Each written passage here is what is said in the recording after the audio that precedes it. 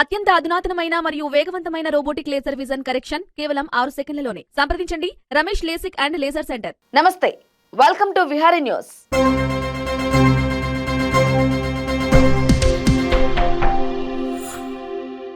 తెలంగాణ ప్రభుత్వానికి కేంద్రం good news చెప్పింది.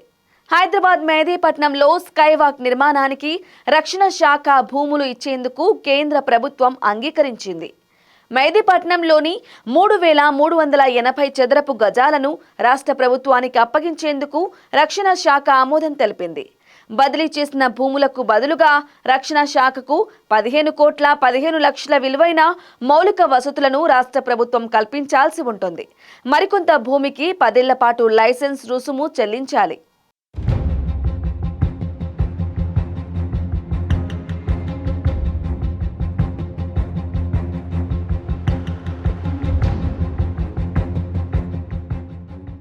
ఈ క్రమంలో త్వరలోనే స్కైవే నిర్మించనున్నట్లు హెచ్ఎండిఏ ప్రకటించింది. పెరిగిన ట్రాఫిక్ రద్దీ కారణంగా రోడ్లపై నడిచి వెళ్లే వారి భద్రత దృష్ట్యా ఇక్కడ స్కైవే నిర్మించాలనే ప్రతిపాదనలు ఎప్పటి నుంచో ఉన్నాయి.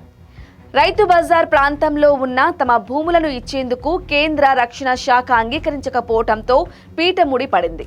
రక్షణ శాఖ పరిధిలోని 0.51 ఎకరాల స్థలం తమకు బదిలీ చేయాలని గత ప్రభుత్వం చేసిన ప్రయత్నాలు ఫలించలేదు. కేంద్ర ప్రభుత్వం స్పందించకపోవడంతో స్కైవాక్ పనులు నిలిచిపోయాయి.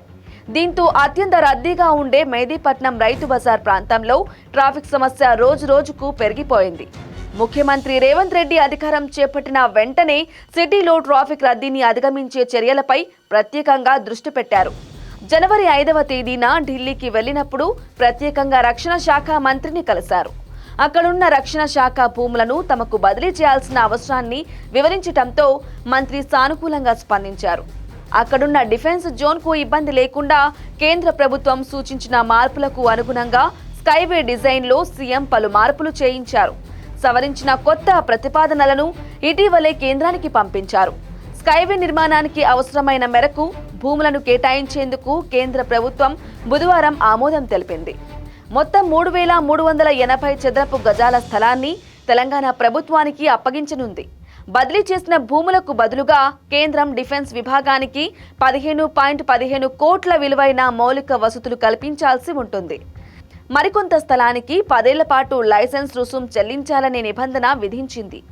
4 వారాల్లోనే ఈ భూములను అప్పగించేందుకు కేంద్ర రక్షణ శాఖ అంగీకరించింది.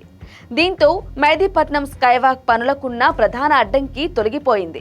ముంబై హైవేలో అత్యంత కీలకమైన రైతు బజార్ జంక్షన్లో ట్రాఫిక్ సమస్యకు పరిష్కారం లభించనుంది. వీలైనంత వేగంగా ఈ స్కైవే నిర్మాణం చేపట్టాలని ముఖ్యమంత్రి సంబంధిత అధికారులను ఆదేశించారు. For more updates keep watching Vihari news.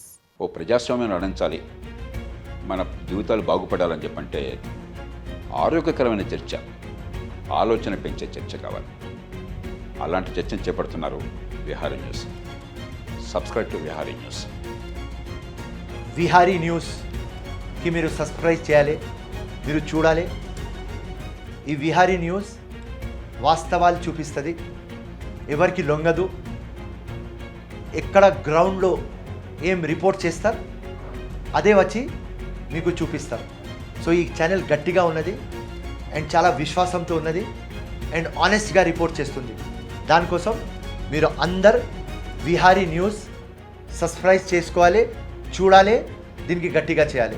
జై హింద్, ధన్యవాదాలు. వాస్తవాలను తెలుసుకోవటానికి విహారీ న్యూస్ను చూడండి.